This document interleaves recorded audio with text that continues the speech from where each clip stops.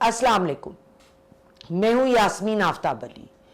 Channel Yasmin Aftab Ali, programme Yasmin Aftab Ali के साथ आज मैं आपके सामने रखूंगी ताज़ा तरीन सूरत हालात सैलाब को लेके। पंजाब में ऑलरेडी हेल्थ और एग्रीकल्चरल इमरजेंसी नाफिज कर दी गई है। इसका क्या मतलब है? शहरी हालात और देही हालात को अलग अलग मैंने ट्रीट किया है, क्योंकि दोनों जगह जो उसका फॉल आउट इफेक्ट है वो मुख्तलिफ तरीक़ों से पाकिस्तान की मईशत पर आएगा। इस प्रोग्राम में मेरे साथ रहिए।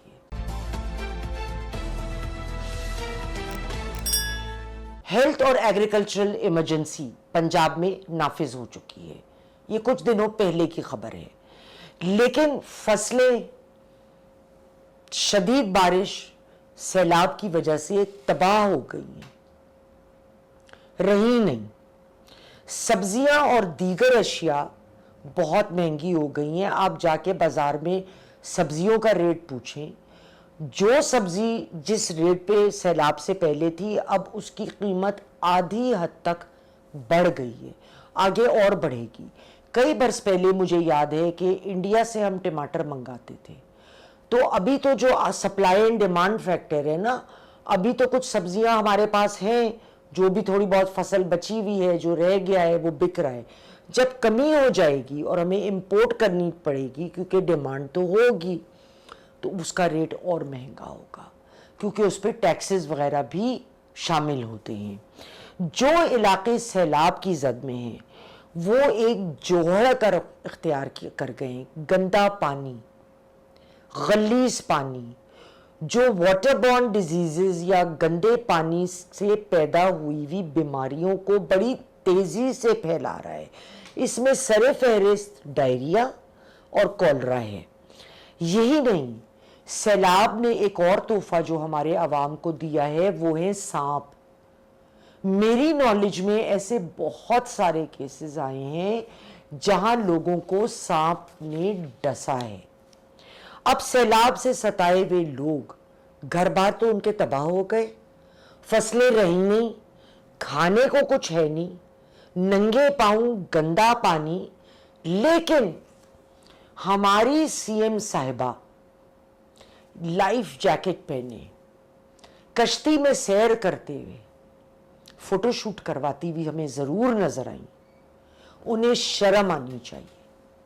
उन्होंने लोगों का मजाक बनाया। ये इंतहाई मज़ाक़खेज़ बात थी जो उन पर बुरी तरह बैकफायर हुई है। उनकी तवज्जो होनी चाहिए 200% पानी की नक्काशी के लिए।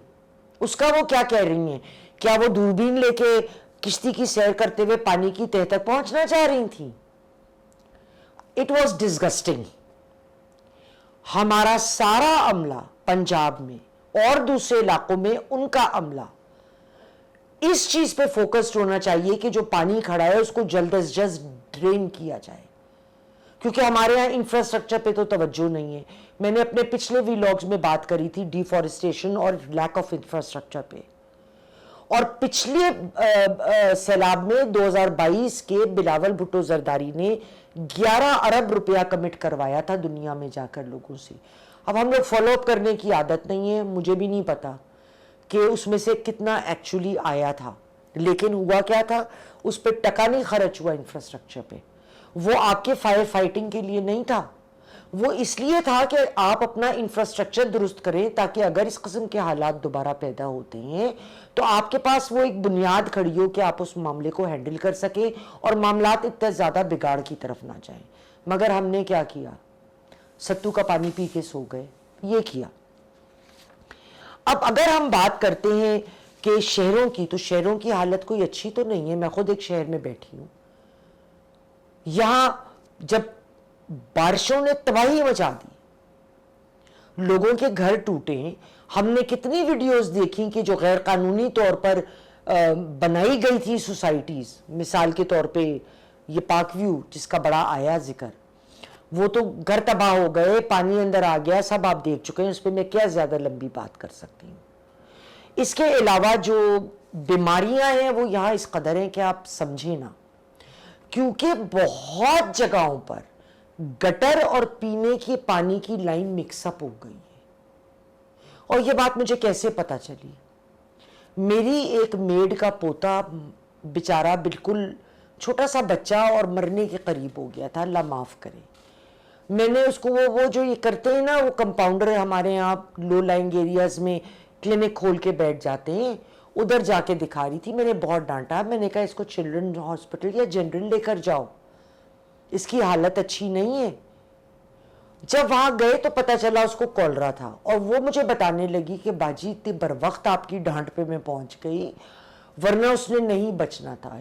اس کی بڑی بری حالت تھی اور کہہ رہی تھی یہ تل دھرنے کو جگہ نہیں ہے، بھرا ہوا ہے ہسپتال ایسے ہی کیسز سے. اور ڈاکٹرز کہتے ہیں کہ یہ زیادہ تر کیسز لو لائنگ ایریاز کے ہیں جہاں گٹرز کی لائن بارش کی وجہ سے مکس اپ ہو گئی اور گندا پانی بچے پی رہے ہیں. اور یہی حال جنرل ہاسپٹل کا بھی تھا، کیونکہ میں نے پھر خود جا کر دونوں جگہوں پہ ایک چکر لگایا. تو hospitals are full of these people, خصوصاً بچے اور بڑے لوگ بھی. وہ لوگ بھی تو وہی پانی پی رہے ہیں، وہ کہیں اور کا تو نہیں پی رہے. اب انفراسٹرکچر ہے نہیں ہمارے پاس، ڈیفارسٹریشن پہ توجہ نہیں ہے کیونکہ وہ بڑے بڑے لوگوں کے نام آتے ہیں اس میں جو پیسے بنا رہے ہیں درخت کو کاٹ کاٹ کر بیچنے میں. اور آج بھی یہ پانی جوہر بن کے، کیچڑ بن کے، غلاظت بن کر جب تک کھڑا نہیں ہو جائے گا کہ لوگ گھروں میں واپس جائیں اس گند خانے میں، اس گند میں رہیں، بیماریاں. مجھے سمجھ نہیں آ رہا کہ ہم لوگ اپنے مسئلوں کو پرائیورٹائز کیوں نہیں کرتے، عام عوام کے لیے کیوں نہیں سوچتے. اس لیے کیونکہ وہ کیڑے مکوڑے ہیں، 6 مر جائیں گے تو 10 اور پیدا ہو جائیں گے، کیا فرق پڑتا ہے. ہمیں اپنی عیاشی ملے، ہمارے لوازمات پورے ہو جائیں. تو بھائی صاحب، ملک آپ کے لیے نہیں، اس عوام کے لیے بنا ہے، ان لوگوں کے لیے بنا ہے. ان کے لیے ہم کیا کر رہے ہیں؟ ان کے لیے ہمارے حکمرانوں نے کیا لایا عمل تیار کیا ہے؟ میں نے آج تک اتنا برا سیلاب، اتنی سخت بارش، لیکن میں نے آج تک کہیں نہیں سنا کہ گورنمنٹ نے کوئی plan of action medium term اور لانگ ٹرم اور شارٹ ٹرم کراؤں. فوج جب آئی، کچھ بندوں کو انہوں نے بند جو بنے ہوئے تھے اس کو ضرور توڑا کہ پانی ڈائیورٹ ہو جائے، ورنہ کچھ شہروں میں بری حالت ہو جاتی. وہ ضرور ہوا، لیکن یہ تو فائر فائٹنگ ٹیکٹک ہے نا جو ضروری ہوتا ہے، لیکن وہ لانگ ٹرم اور میڈیم ٹرم اور شارٹ ٹرم پلاننگ کی جگہ نہیں لے سکتا. تو میرا سوال حکومت وقت سے کہ اس پانی میں آپ ڈوب مریں اگر آپ کے پاس کوئی لائحہ عمل نہیں ہے، کیونکہ بھگتنے کو تو بیچاری عوام رہ گئی ہے. وہ ابھی یہ بھگتیں گے، پھر چیزوں کی مہنگائی بھگتیں گے. ابھی میں نے کل ہی بیان پڑھا شہباز شریف صاحب کا کہ اگست کے مہینے میں یہ لوگ بجلی کا بل نہیں دیں گے. کس چیز کا بل بھائی صاحب؟ پول بھی اڑ گئے، گھر ہی تباہ ہو گئے، پھر اگلے مہینے دیں گے.